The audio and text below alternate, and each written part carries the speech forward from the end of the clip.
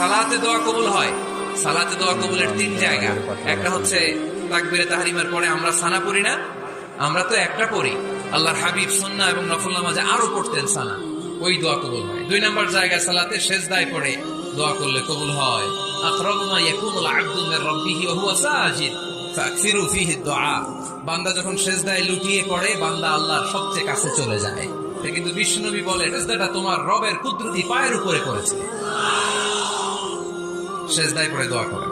সালাম ফেরানোর আগে বিশ্বনবী দোয়া করতেন, লা ইউসাল্লিমান্না আহাদুকুম হাত্তা ইয়াতাআওয়াযা মিন আরবা'a।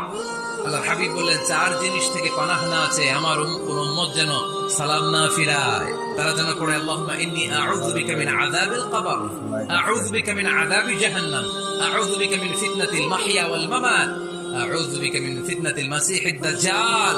আল্লাহ কবরের আযাব থেকে বাঁচাও, আল্লাহ জাহান্নামের আগুন থেকে বাঁচাও, আল্লাহ জীবন